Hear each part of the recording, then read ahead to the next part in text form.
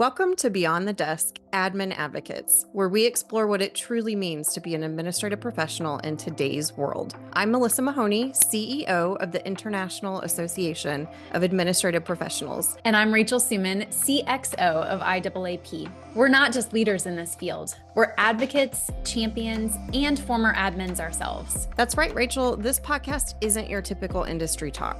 We're here to bring you real conversations, real stories, and real solutions. From AI to self-awareness journeys, we're here to discuss the deep issues that admins face every day, drawing from our own experiences and those of our community. So whether you're a seasoned pro or just starting out on your administrative journey, join us as we explore the highs, the lows, and everything in between. Get ready for authentic insights, candid conversations, and a whole lot of inspiration. This is Beyond the Desk Admin Advocates.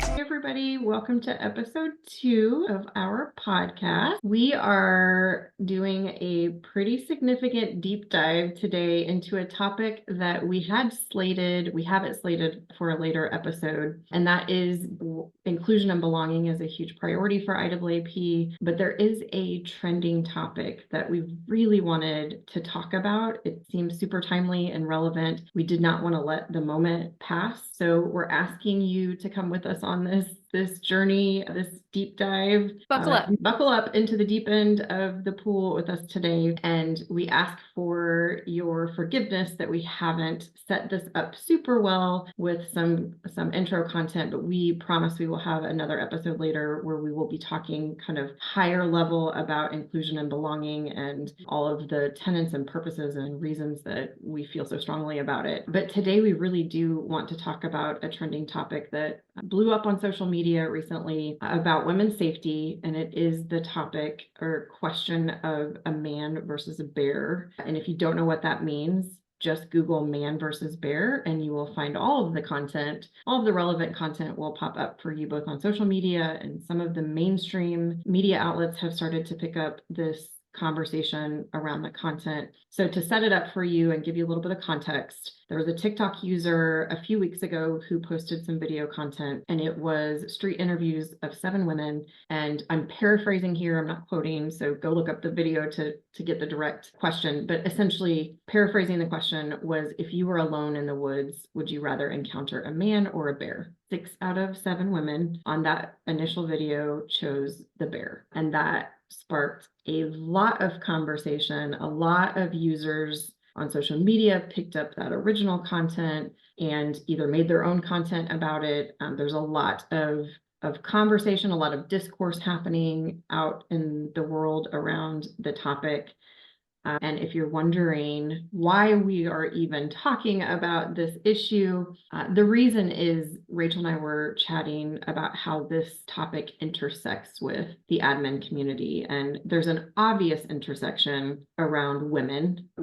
While we are working on inclusion and there are other people who are in the profession besides women, the fact remains it is still very much dominated. The profession is dominated by women, both I think here in the United States and maybe even more so out from a global perspective. It is still very female. It is a female dominated role, profession. Historically, it has been a very female-centric profession. So there's a very obvious intersection when we're talking about gender, and this issue specifically is about what at its core or base is about women's safety. So if you think about the women choosing the bear over the man, and there's all kinds of discussion about why the women were choosing the bear over the man. And I invite you to go out and explore that content. Rachel and I, as we were really dissecting the intersection of this topic and the admin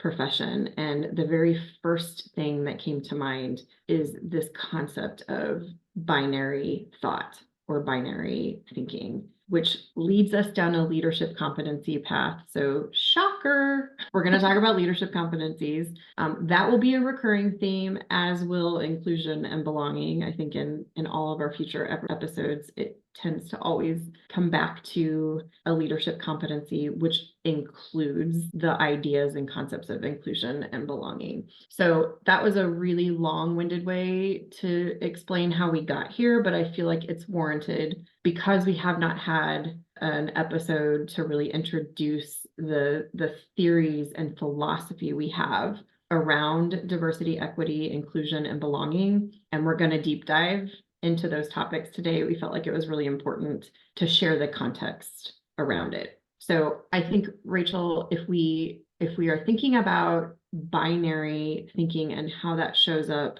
both in this scenario and in the world in general, what comes up for you first in that binary thinking space? There's a lot of things that come up, honestly, because to me, binary thinking is one of those things where once you see it, you can't unsee it. And so when we say binary thinking, we should give a definition. Binary thinking is one way or the other. It's very black and white, good, bad, right, wrong. There's no middle space. There's no gray area. There's no opportunity to see varying perspectives, varying experiences, thought, whatever the situation calls for. Like, it is either this or it's that. And I think even in just that definition, we see the danger in that, right? Like it almost, to me, honestly, binary thinking, and this is a little bit of an extreme example, but I think it happens more often, whether in small ways or larger ways, it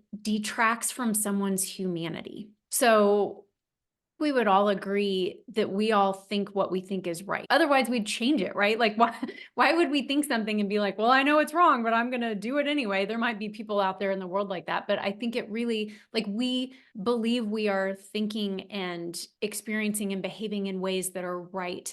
And they are valid. All of our experiences are valid. So is everybody else's. And so when we talk about binary thinking, and when you and I were discussing kind of the outpouring of, if you will, of reactions to this very neutral discussion, like the judgments that came up and people showing up in ways that's like, well, that's wrong, that's stupid, that's, all of these things, it detracted from, I think, people's humanity and experience that didn't allow them to feel a certain way, think a certain way, show up a certain way. It cuts off conversation, it cuts off curiosity, it cuts off growth, honestly, and leaves us on two opposite sides of an issue. 100% agree with that. And I believe the experience that a lot of folks who showed up for this conversation had was,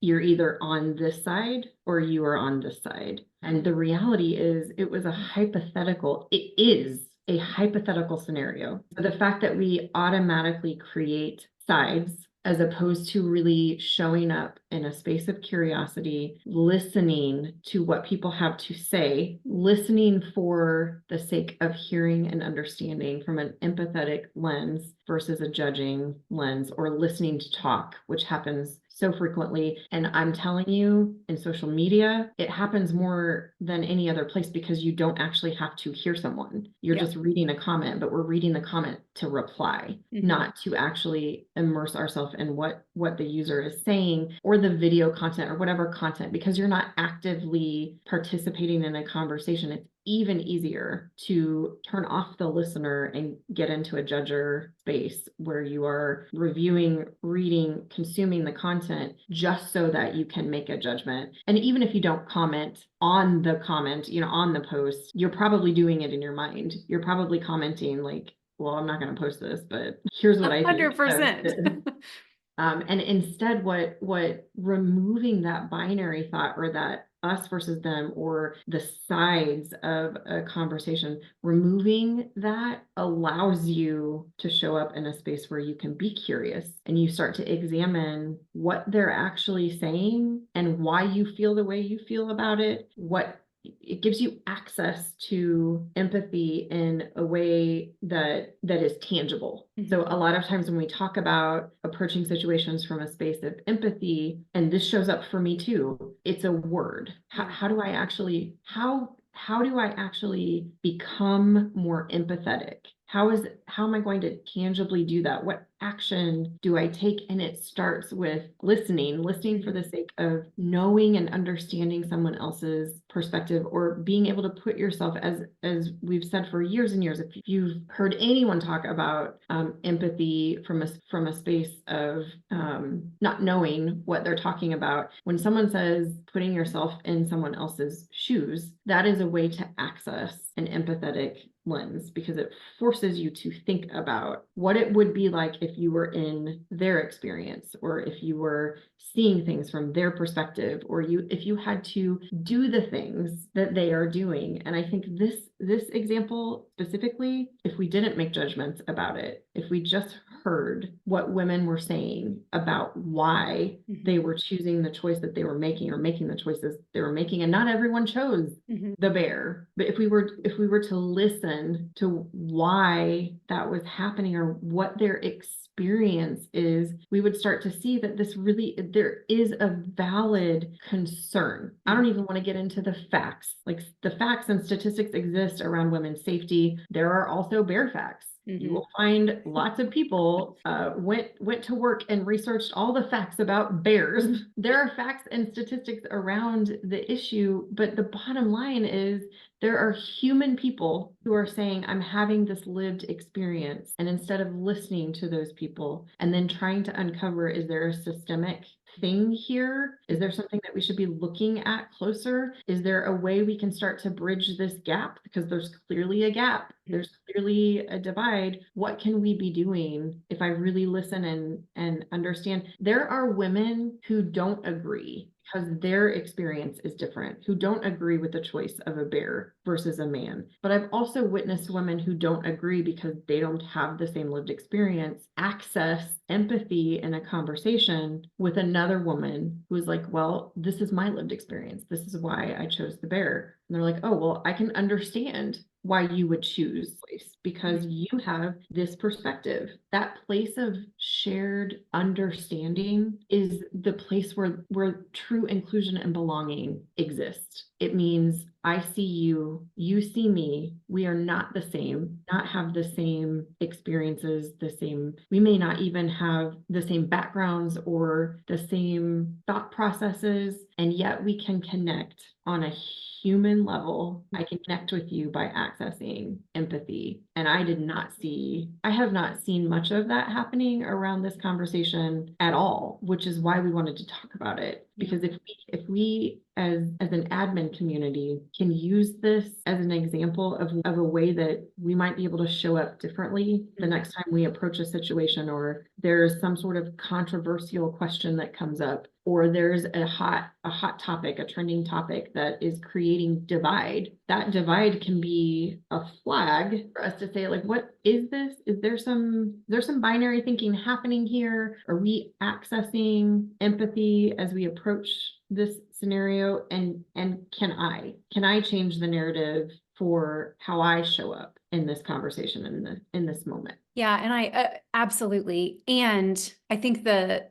additional piece of empathy, and especially curiosity, is to remind ourselves that we may not know somebody else's experience. They may not feel comfortable sharing it. They don't owe us an explanation of why they are showing up this way or thinking this way, and really leaning into that leadership competency, that empathy, that belonging, everything that you so eloquently talked about. That is a piece of it that you may never know. You may never know somebody's experience and why they are showing up the way that they are. But as a leader, as I believe as a human, we've got some work to get there. But even showing up in that way, being able to be curious, and even creating, usually we talk about creating narratives and it's a negative, and there are certainly circumstances where that's true. And it also can be a positive. If you can create a narrative that says maybe they have experienced this thing in the past, or maybe this is happening in their life right now, maybe like whatever that is, to be able to help you even further access empathy without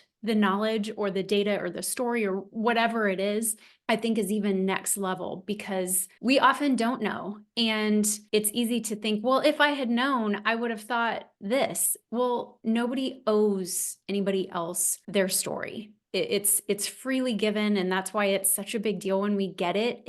That is a gift to receive somebody else's story. And sometimes we get gifts and sometimes we don't. And that can't change how we show up for people. Very much agree with that. I was also thinking about other ways this might show up for our audience, and something that continues to come up, and I see it with leaders. I have experienced this personally throughout my leadership journey. And it's one of those things that when I recognize it in the moment, it's an indicator to me that I've slipped into a binary thinking space, or I've gone to a place of right or wrong or judgment. And that is the idea that we need to prove ourselves, that as leaders, as admins especially, and I feel like this intersects so much with our audience, because we don't often get the recognition that we deserve. Our work goes unrecognized quite often, or we don't feel valued in our workplace. We can show up in a space of proving our worth, proving our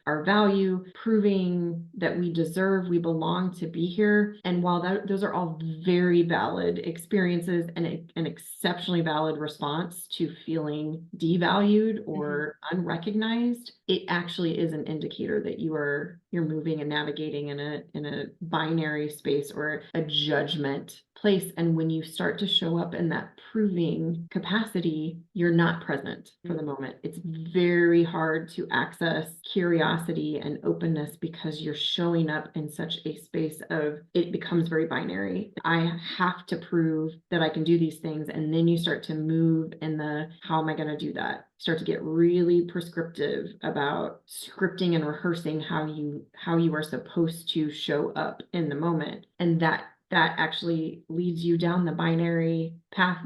There's a right and a wrong here. You become very judging, and it can happen quickly or it can take time. But that moment of recognition in yourself that I'm showing up in a space to prove myself is another, like, that's a flag. If you start to feel it, you start to recognize, oh my gosh, I'm feeling that imposter moment come up for me. I'm gonna respond to that with, no, I'm gonna prove it. I'm gonna prove that I know what I'm doing. I know my stuff. Here are the answers. I'm going to solve this problem. That leads you down a path where you're shutting the door to openness and curiosity. There's a place for it, and there is definitely a competency around navigating, recognizing when it's happening and how you can respond to it in a way that allows you to show up differently, to access the empathetic lens and the open lens and the lens of curiosity. That's not an easy thing to do. So I say that with full recognition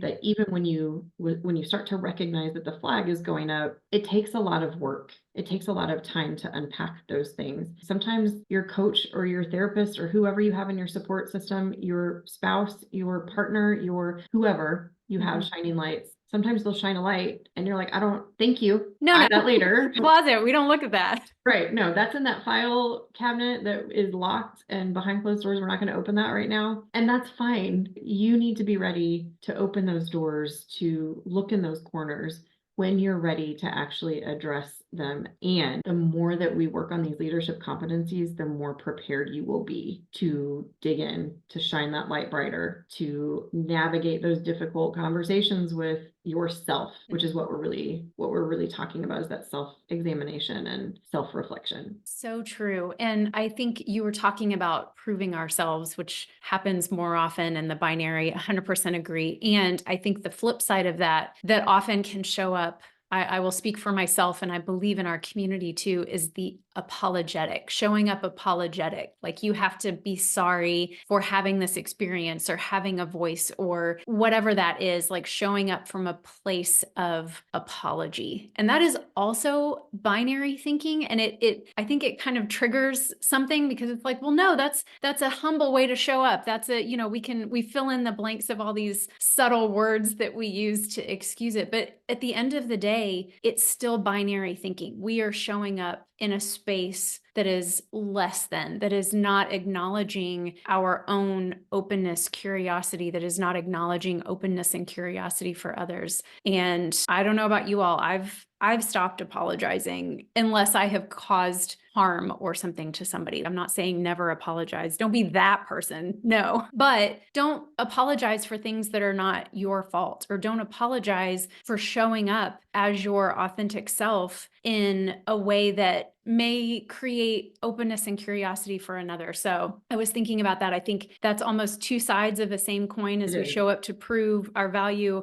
or we show up in a space of, oh my gosh, I have this, but I'm really, really sorry. I'm going to leverage it now. Absolutely. I think you said something about causing harm too, that made me think this is why we were talking at the front end of this episode about not having the discussion first around inclusion and belonging, because we have language that we need to define for you all around when we say harm, this is what we mean. When we say offense, this is what we mean. So I would just love, because you mentioned harm, I'd love for you to share the definitions that we are using when we say harm and offense. And again, these are things that we will build up in the episode where we talk specifically about diversity, equity, inclusion, and belonging, and what that means for IAAP, what that means for us personally. And I think you're going to hear a lot of this content come up throughout all of our podcasts, because it is so integrated into every issue.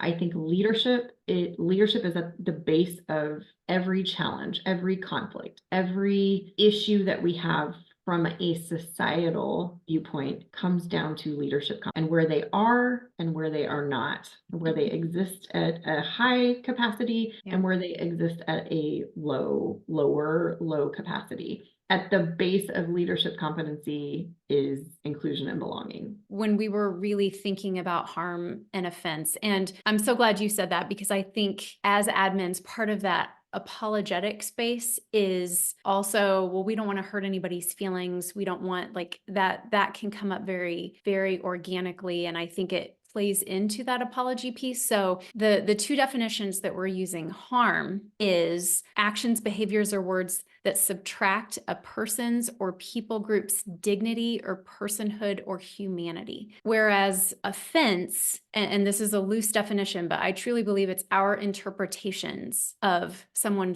else's actions, behaviors, or words. So you may say something to someone that offends them. And there's still opportunity to dissect that. And a lot of times when we are offended, it actually is something to do with that file cabinet that you mentioned in the back that may have some cobwebs on it, but is definitely impacting the space. And we don't really want to look at it. We don't want to think about it. We don't want to touch it, but it is showing up in ways. Often when we are offended, it triggers that for us. And so we react versus reflecting. Whereas harm is, it often is the other person has no control over what is being talked about, done, spoken to. And I would just say, to expand on that a bit, if you think of offense as something that you do have control over, it is your reaction. It's your response to something.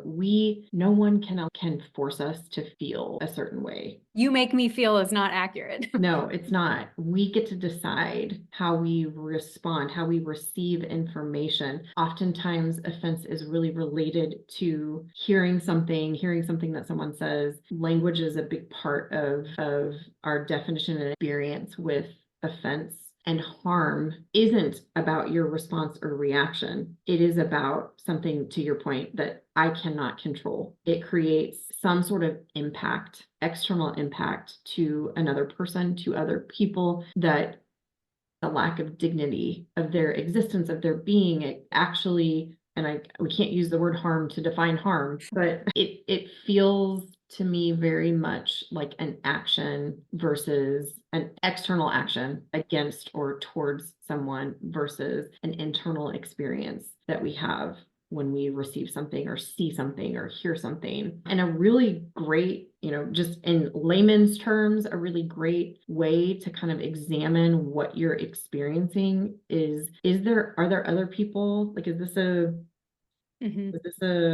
response that I'm having, is it a shared response? And are the people who share my response like me? Or am I in a diverse setting where lots of people from different diverse backgrounds are also sharing this experience? That can be an indicator of, is this something that, is this just mine? Is this am I offended by this? Is what they're saying their experience? And for whatever reason, it hit a filter or triggered something that makes me offended. It causes me to feel some sort of response or reaction, but it doesn't change the way that I have access to the world. There's no active barrier that exists because this person said this thing or I watched this content. If it doesn't change something, if it doesn't actively create harm, it's probably an offense. And there's nothing bad, there's nothing right or wrong about your response or reaction. But when we confuse those things, then we make decisions and or we take action and we become reactive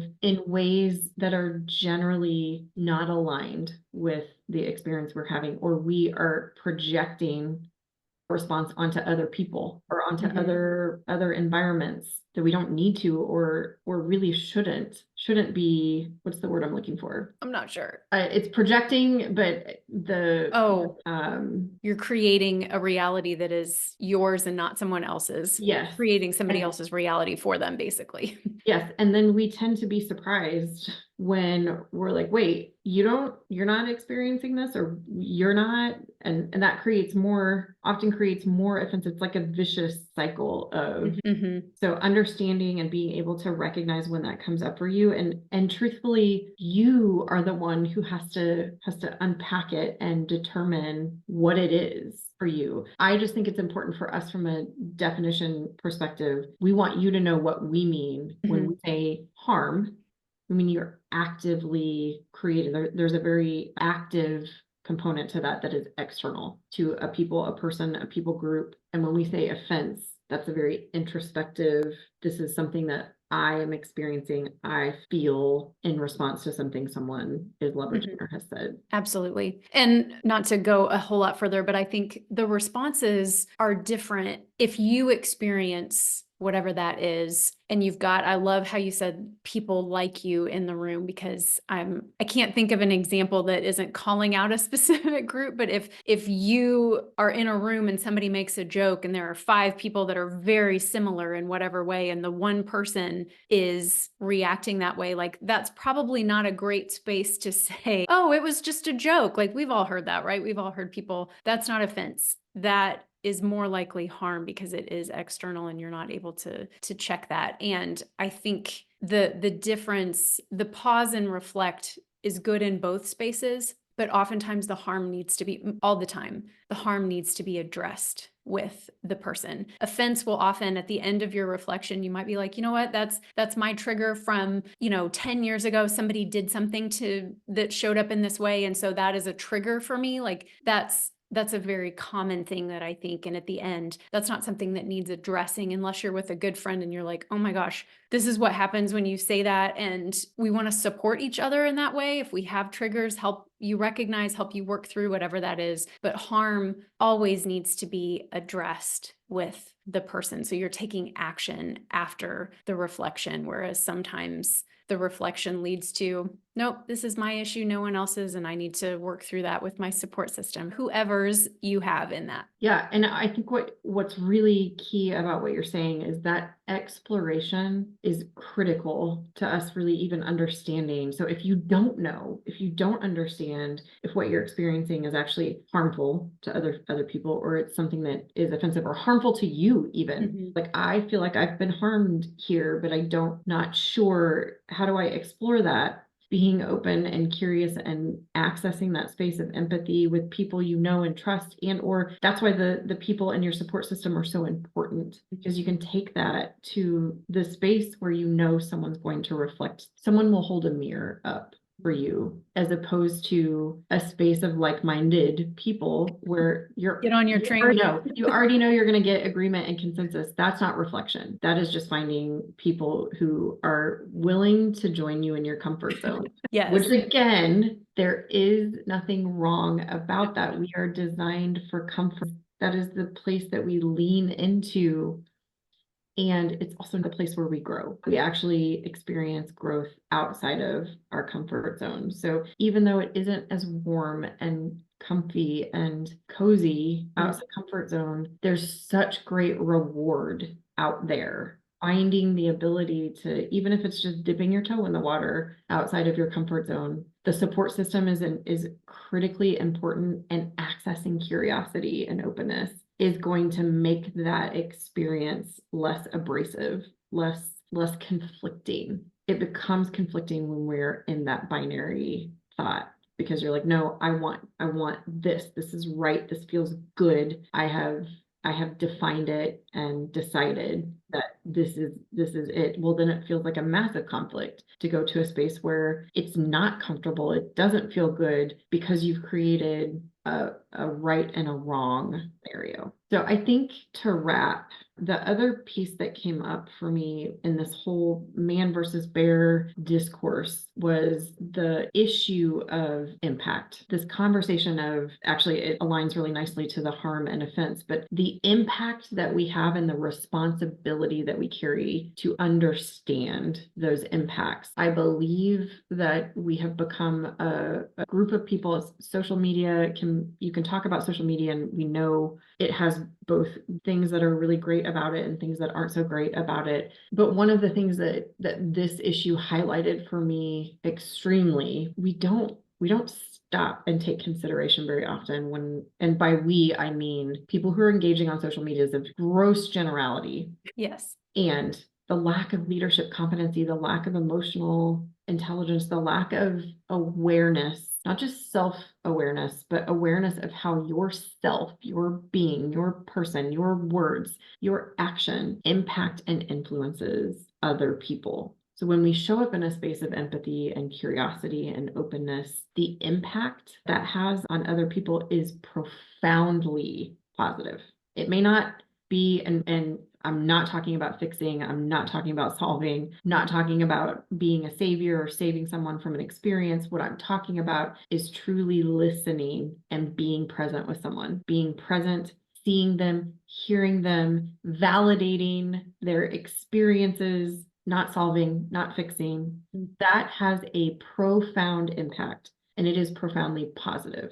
And when we do the opposite, it has a profound impact, and it's even greater in this space when you don't show up open and curious. You show up in a binary thinking capacity, and you're like, hey, you're wrong. Here's why. Let me prove to you that I'm right. Let me give you all the facts and statistics, and or let me judge you as incompetent, as stupid, as because your choice isn't my choice and I don't understand your choice. So let me judge you in this moment. That has a far wider, more harmful impact from a negative perspective than even the positive does, especially because if you think about how you receive feedback, the feedback that if I were to say, what's the most impactful feedback, the most impactful feedback you've ever received, and oftentimes it will be a piece of feedback that caused some offense, that caused a response or reaction. And that's because those are the things that we remember, that visceral response. We remember those things. I think there's a great opportunity to invite our community to challenge ourselves in these leadership competencies, especially because we aren't expected to have them. We don't have the title. We're not leaders. And I'm air quoting that, and you probably heard it in my voice. We're not leaders because we don't have titled positions. We're not the managers, we're not the bosses. And even those there are some of our community who are in formal designated titled supervisor leadership roles. We still tend to experience yes, and you don't need these competencies to lead admins. You only need these. Yeah, well, we disagree. And I think this is exactly why, because it doesn't just impact how you show up in your workplace. It impacts how you show up in social media. It impacts how you show up in a conversation with a stranger in a grocery store. It impacts how you see the people around you, how you experience the world when you're traveling. It impacts how you can immerse yourself in someone else's culture when you travel to another country. It has lasting impact. These leadership competencies are not for the workplace. the workplace gets to benefit from them. They really do impact you. They impact your being, your life, your world, and everyone in your world who experiences you. Absolutely. Oh my gosh. Preach. Well, and I think to your point, especially social media and sometimes in spaces, it feels like drive by, because what we're not saying, and I'm teasing a future episode, but we're not saying you can't say difficult things. We're not saying, I like to call them remodeling feedback. I just made that up. So y'all were witness to, to that term, but because it's not negative feedback. So even that, like, remodeling is really tough for those of you who've maybe remodeled something in your home or wherever. Like, it's got some messy times, but it has great benefit on the other side. But even in that, like, it's the leadership competency in there. A is saying it, but B, staying with the person. And I think that's what I'm really hearing you say is, don't be a drive-by, drop a comment and leave. Like, see the person, be with the person, even if it does include saying maybe things that are difficult for them to hear. I think that thoughtfulness of what are you going to say and what potential impact does it have on the world around you? Where is that coming from in you? I will speak for myself, but there's a lot of thoughts that I have that don't need to be shared with another person that are 100% on me. So I think that reflection, the self-awareness, everything that we've talked about in this episode will really help, even just if you take a 5-second, 10-second pause before speaking, will drastically change your interactions and experiences with those in your community and your world. Definitely agree. And I actually hope that for those of you who didn't even know that the man versus bear content was out in the social media stratosphere, mainstream media has started to pick it up. So I wouldn't be surprised if some of you have heard of it, but I actually hope that this can inform how you engage with that conversation and content, and in an uplifting, empowering way allows you to view that content from a lens of curiosity and examining even your own experience in it, and understanding why you have your lived experience and your perspective. And that can give you access to understanding that other people could have a similar, but could also have a very different perspective and shared experience. And I think that's how we really start to chip away at creating true belonging for our community and beyond, because it goes way beyond the administrative community. Thanks for going down this really deep dive into swimming pool with us today. And we definitely want to tease episode 3, because we are going to be talking about AI. And I know that is a